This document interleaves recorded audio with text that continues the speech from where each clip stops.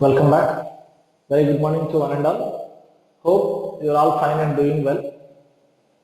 So first of all, in today's class, a very important instruction that you have to note down.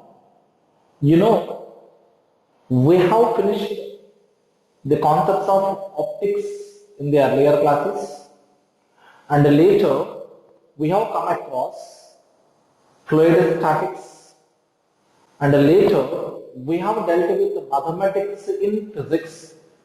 So three different topics. Among them, optics is a very lengthy track. So three different areas we have covered. Later on, we have entered into the concepts of electrostatics. Of course, a part of electricity. We have started a discussion. Of course, you have got nearly 2 classes on this concepts of electricity. Actually, I thought to initiate and to move on with electricity as it is very important for the main track. But here I have seen that there is a topic in our textbook even which is on the concepts of gravitation. There is one particular topic in our 9th class textbook. And at the same time, this electricity was not mentioned in our textbook, which is the topic beyond our textbook. But what I have felt it is, first of all, it's very important to make you to be thorough with all the textbook content in the competitive track, because you need to attend a few competitive exams in the month of December, January and February, and those objective exams in the competitive track will be connecting with your textbook especially.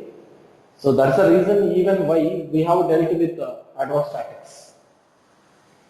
So I'm going to keep the electrostatics in pause for some time, and I'm going to initiate firstly the topic of gravitation from today onwards.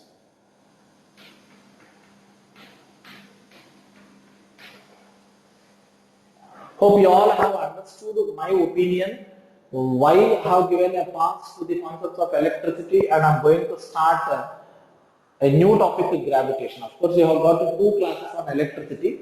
Yes, it's all on the concepts of charge. Yes, of course, it is useful to you even in the coming days.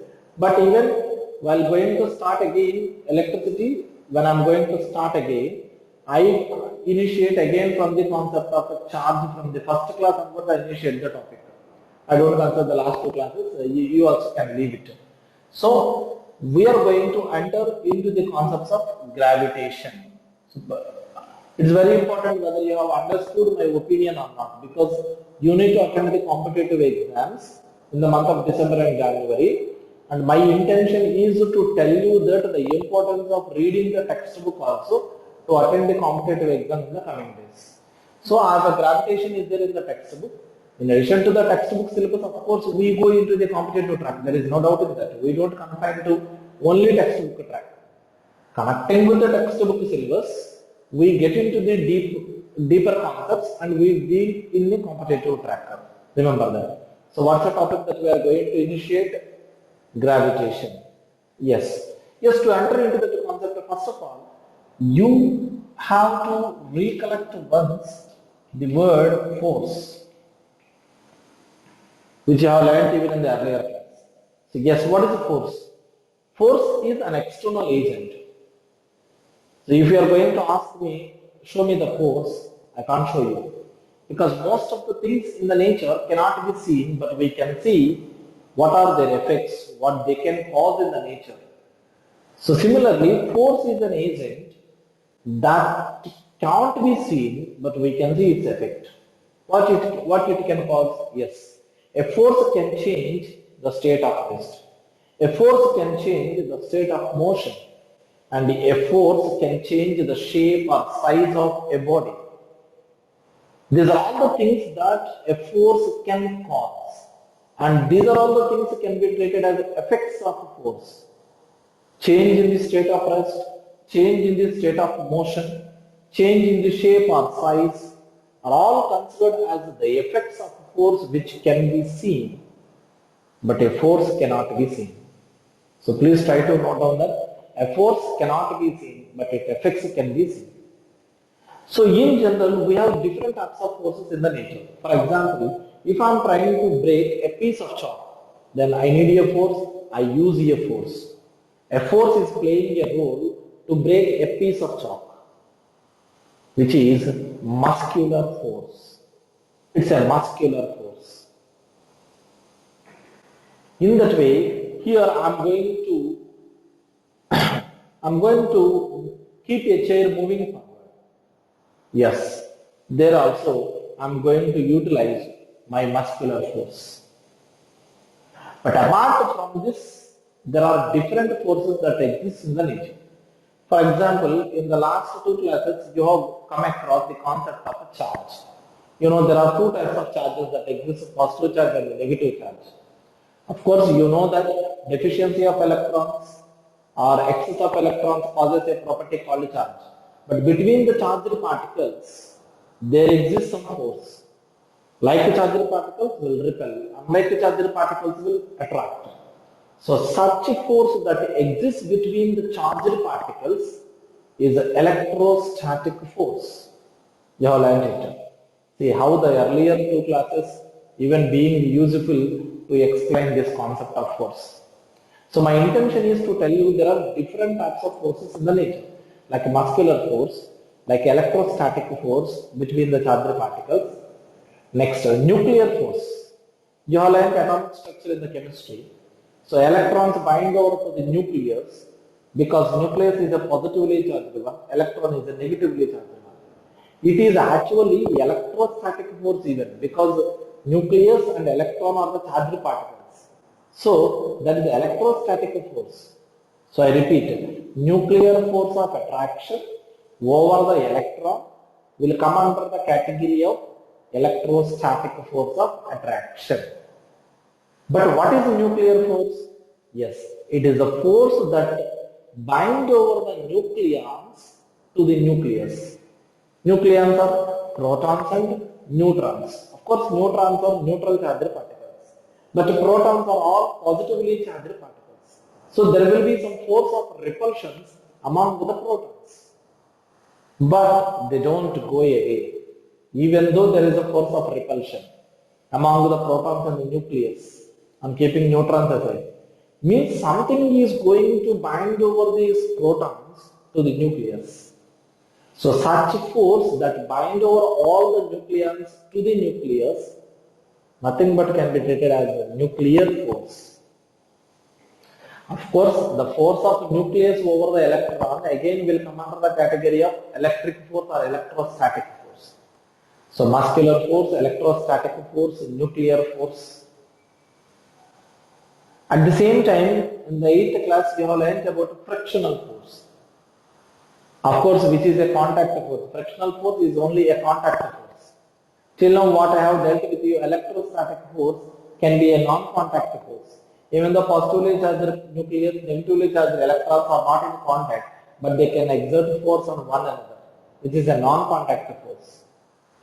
But here, this frictional force is a contact force that develops between the two surfaces which are in contact and one is moving on the other.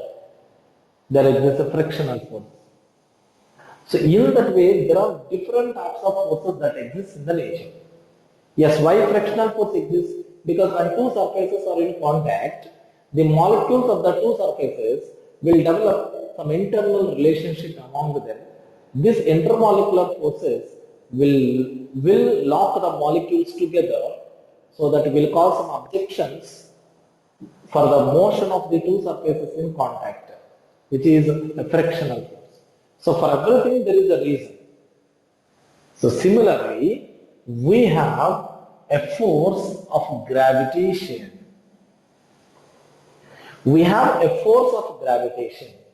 You have learned between the charged particles, whatever the force that develops is electrostatic force. Remember, charge is a property that is because of loss of electrons or gain of electrons. But between the charged particles, there exists electrostatic force. Next, frictional force. You have learned when the two surfaces are in contact, then due to the intermolecular force of attractions, they lock together. So there will be some objections for motion of one surface on the other, which is treated as a frictional force. Similarly, there exists a force of gravitation between any two particles having some mass. So you can find electrostatic force when there is a property called charge exists. You can find frictional force when the two surfaces are in contact and due to intermolecular forces. Now here, a force of gravitation, so it's a gravitational force, my intention to tell you is, that exists between any two particles in the nature which are having some mass. That is the reason why here gravitation will be treated as a universal phenomenon. So my point is to tell you about a force of gravitation that exists in the nature between any two particles, between any two bodies having some mass. For example, myself and the board, in between us, there is a force of gravitation. Of course, remember, this force of gravitation is always attractive force. It is always attractive force. It will never be a repulsive force. And you know very well this force of gravitation and the concepts were introduced by Newton. And interestingly, even Newton had worked out on the concepts of light and gravitation during his lockdown time. During his lockdown time, he was utilizing his time to search out the things behind the screen of light and gravity concepts. By the time he was concluded that the force of gravitation between the mass particles is always an attractive force, it will never be a repulsive force. Yes, you may get some doubt. Sir, for the electrostatic force between two particles, they should possess some charge, either due to excess of electrons or deficiency of electrons.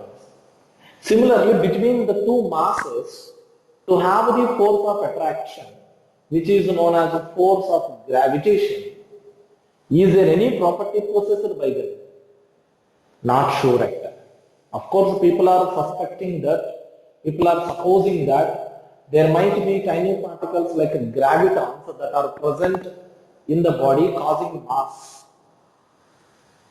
People are expecting, like electrons, protons causing a charge to a body, gravitons are to be the particles causing mass to a body, and those gravitons causing some force of attraction between the masses. They are expecting but not yet proved.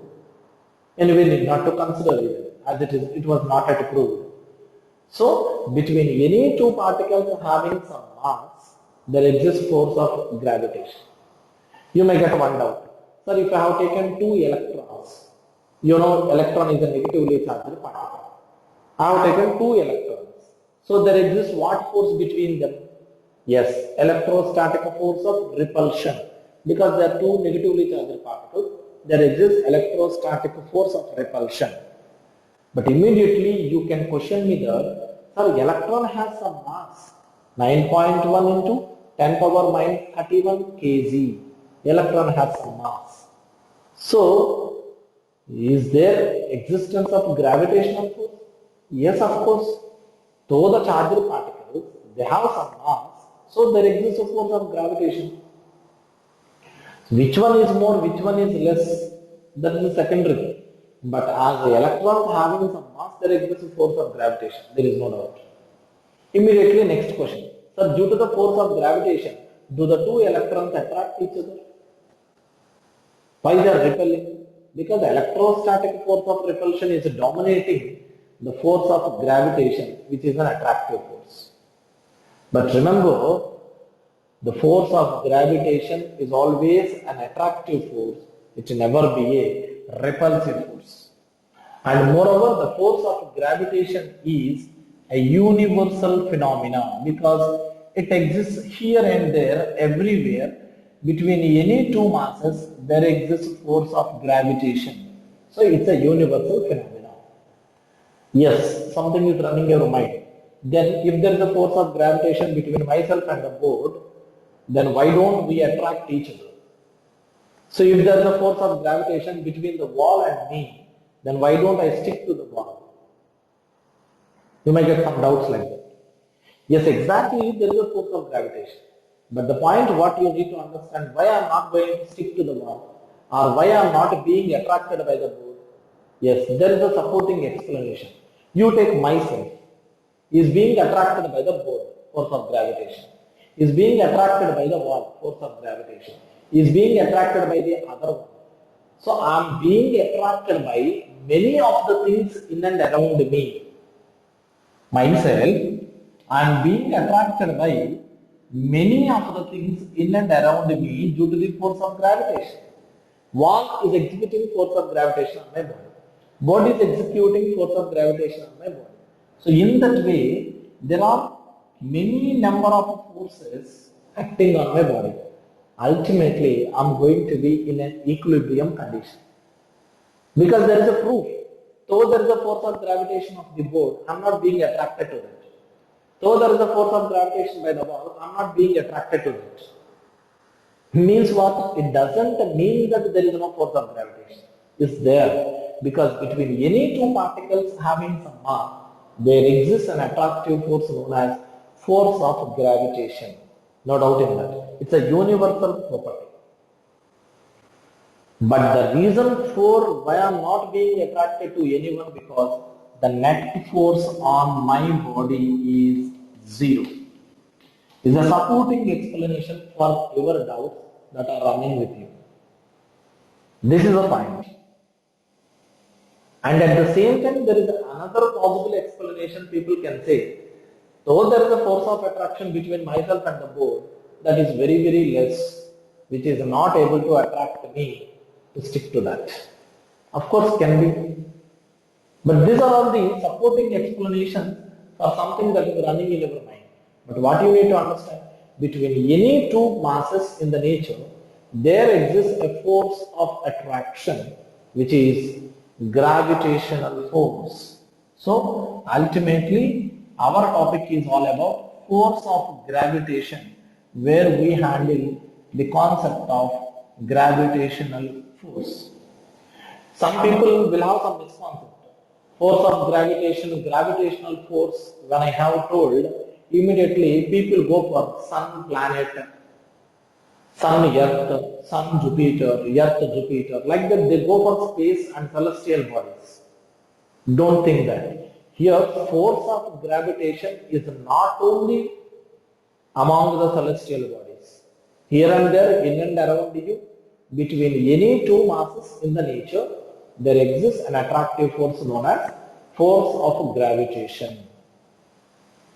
Of course, as the celestial bodies are very huge in mass, there is a possibility for the existence of huge gravitational force, because it depends on the mass.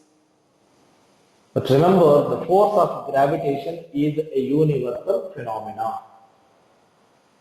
That's the point what you need to understand.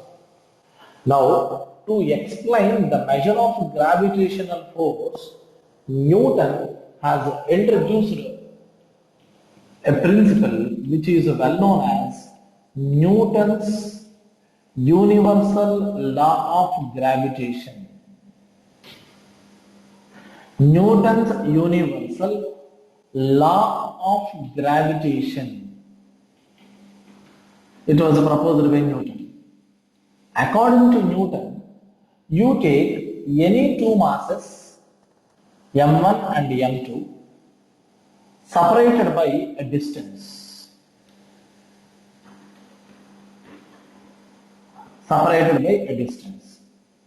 Then the force of gravitation between the two masses will be directly proportional to product of the masses and inversely proportional to square of the distance separation between them.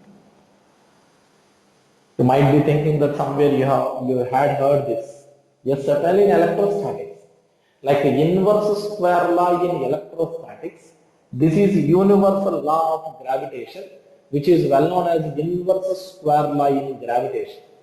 That's the reason why, if you are familiar with electrostatics, you can understand gravitation. If you are familiar with the concept of gravitation, electrostatics is very, very, very, very simple. Both are interlinked. That's the reason why once again I'm requesting you, try to go through the concepts of gravitation more sincerely, which makes you more comfortable with electrostatics. Of course, though I dealt with electrostatics earlier, later gravitation will be comfortable to you, but only the reason it is there in the textbook, which need to be finished first. That's the reason why I have changed the track. That's only the reason. So the point it is like the inverse square law in electrostatics you have learned. This is inverse square law in gravitation. So the force of gravitation between the masses will be directly proportional to the product of the masses and is inversely proportional to square of the distance separation between the two masses. Of course, supposing the two masses are point masses. Now, if you are going to combine these two, that F is directly proportional to M1, M2 by R square. On removing this proportionality, you have to write some proportionality constant, which is capital G. So that F equal to capital G into M1, M2 by R square, where G is universal gravitational constant. I repeat, note down carefully, G is known as universal gravitational constant, means whose value is constant everywhere in the universe. Capital letter G, universal gravitational constant. You may get the doubt, sir, how the people can calculate that constant value and how the people were introduced to that constant value. Yes, from this equation you can write G equal to F into R square by M1 into M2. This is a small mathematical formula for G, universal gravitational constant, F into R square by M1 into M2. From this mathematical equation, I can tell you how to calculate the value of G. Yes, if two bodies each of mass 1 kg separated by a distance 1 unit, then the force of gravitation between them will be taken as universal gravitational constant. I repeat, if two masses each of 1 kg separated by a distance of 1 meter, then the force of gravitation between them will be equal to the value of universal gravitational constant. This is how you can define. But literally to write as a statement, you can write the statement, universal gravitational constant is the force of gravitation between the two masses, each of 1 kg, separated by a distance 1 meter. Hope you understood my intention. When M1 equal to 1, M2 equal to 1, R equal to 1, then G equal to F. Means universal gravitational constant is the force of gravitation between the two masses each of 1 kg separated by a distance of 1 meter. Obviously, you are expecting its value. Yes, I am writing G equal to 6.67 into 10 power minus 11. We'll carry the units F Newton, R distance meter square by M1 M2 kg into kg square. So the units are Newton meter square per kg square. Is the unit of universal gravitational constant. This hyphen indicates into multiplication between the units. When there is a product between the units, we usually keep hyphen symbol. So it's a Newton meter square. It's not a Newton minus meter square. Don't read like that. It's a Newton meter square per kg square. So the value of universal gravitational constant 6.67 into 10 power minus 11 Newton meter square per kg square. So that universal law of gravitation is F equal to G into M1 M2 by R square. Here is the point. So this is how, like inverse square law in electrostatics, we have inverse square law in gravitation. It's all an introduction to the concepts of gravitation. So what you have learned from this particular book? The first point you need to understand, force of gravitation exists between any two particles having mass. That is the reason why force of gravitation is a universal phenomenon. Next, very important thing it is, the force of gravitation is always an attractive force. It never be repulsive force. And the next thing, to measure the gravitational force, Newton has introduced the law of gravitation. It is similar to like inverse square law in electrostatics. This is the inverse square law in gravitation. So what is Newton's law?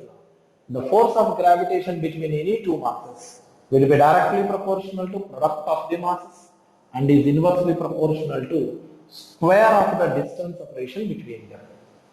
So that F proportional to m1 into m2 by r square. So that F equal to g into m1 m2 by r square, where g is a proportionality constant and is named as universal gravitational constant, whose value is 6.67 into 10 power minus 11 Newton meter square per kg square.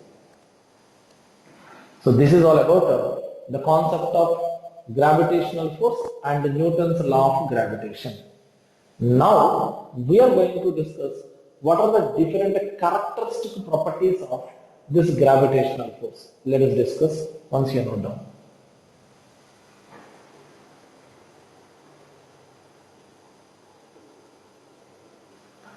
Here, let us discuss what are some characteristic properties of gravitational force, because it has some characteristic properties like you have learned.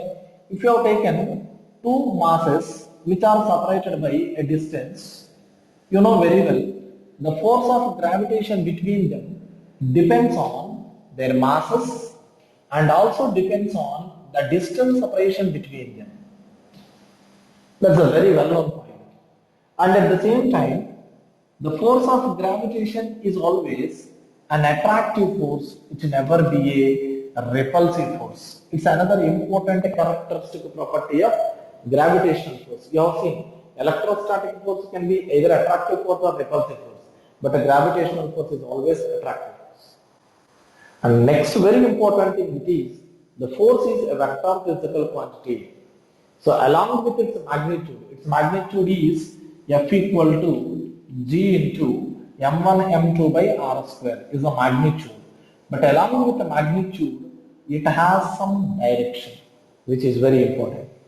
So here, the direction of force of gravitation between the two masses will be along with the line joining the two masses. I repeat, the direction of gravitational force between the two masses will be along the line joining the two masses. What does it mean? For example, m1 showing force of gravitation on m2 in this way. This can be written like this: force on second particle by first particle. I repeat, force on second particle by first particle will be in this way, along with the line joining the two masses. m1 attracting m2. Similarly, m2 can attract m1. So here it is, attractive force on first particle by second particle. Force on first particle by second particle. So my intention to tell you it is, the direction of gravitational force between the two masses will be along with the line joining the two masses. That's the reason why gravitational force is known as a central force. It is along with the line joining the two masses. And the very important and interesting thing it is, forces always occur in pair, Newton's third law of motion. That's the reason why those two forces are equal in magnitude but opposite in direction. Means the force of gravitation between the two masses forms an action-reaction pair according to Newton's third law of motion. When m1 is attracting m2 with some force, m2 attracts m1 with the same force, but which are in opposite directions. That's why these two cannot be nullified each other. Because the reason it is, this is acting on the second particle, this is acting on the first particle. So they can't be nullified each other, though they are equal in magnitude, opposite in direction. Don't think like that. So anyway, the force of gravitation between the two masses forms an action-reaction pair. And the second thing, you have seen the force of gravitation F equal to G into M1 M2 by R square, where G is universal gravitational constant. My point is, now these two masses are placed in air like this, in air, or just on the floor. On the floor also, they are surrounded by air medium.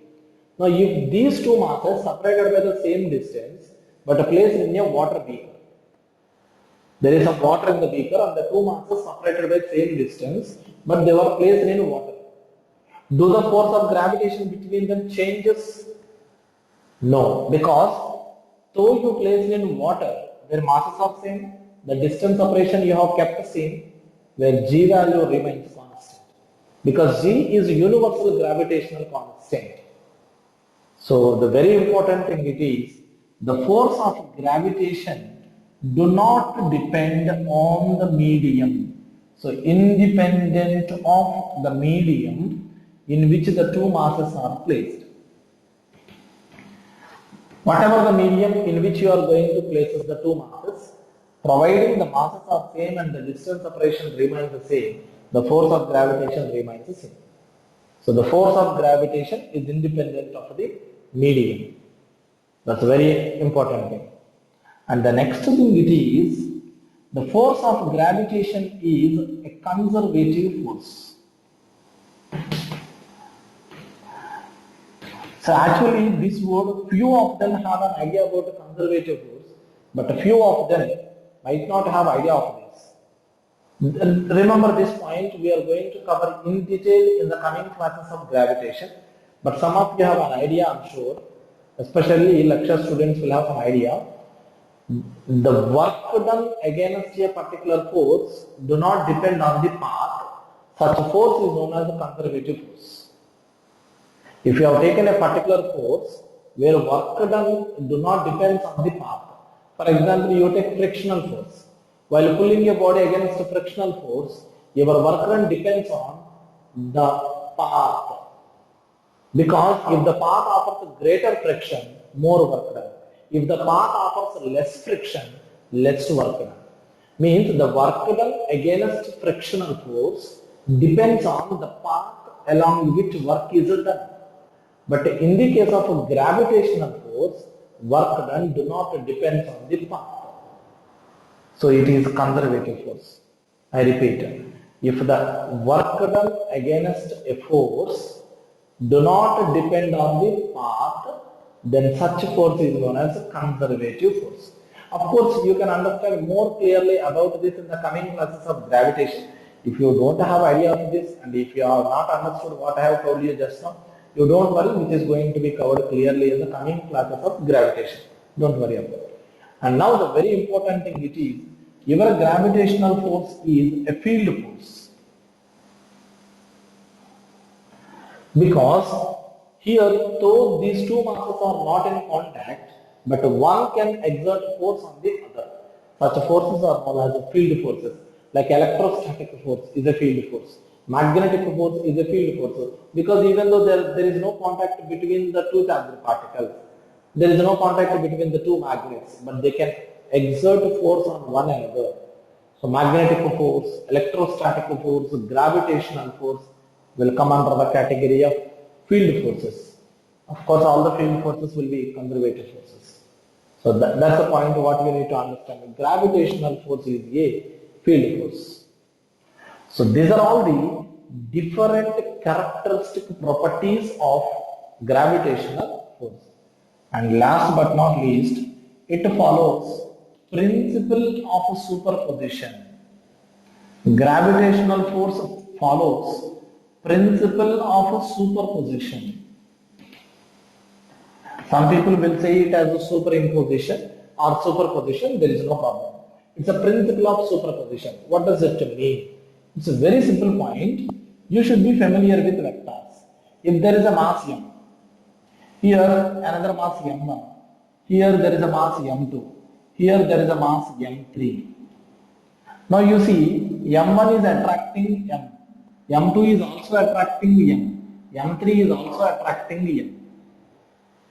Means if you have taken this particular particle m, there are three forces, F1, F2, F3 are acting on the particle M. So now the total force acting on that particular particle will be the vector sum of all the individual forces, because the force is a vector physical quantity. So if a particular mass experiencing two or more forces due to the different particles, then the net force on that particle will be vector sum of all the forces acting on the particle, which is known as principle of superposition. It's a well-known point, because force is a vector. When you are calculating the sum of the forces, you have to go for vector sum. There is no doubt in that. But highlighted as principle of superposition. So these are all the characteristics of gravitational force. So what you have learned today is all about introduction to the concept of gravitation, universal law of gravitation, and how to measure force of gravitation between the two masses, and what are the characteristic properties of gravitational force. So in the next class, there is a little more to continue with this concepts of force of gravitation and its basics in the next class. We continue for the next class. Meanwhile, once you refer, hope you have got more clarity. The reason for break of electrostatics and initiating the concepts of gravitation. So take care and go through it properly. I tell you when to read the textbook, when to open the textbook, then you open. Now itself you don't open the textbook. First refer the class properly and make a note of it clearly. Take care.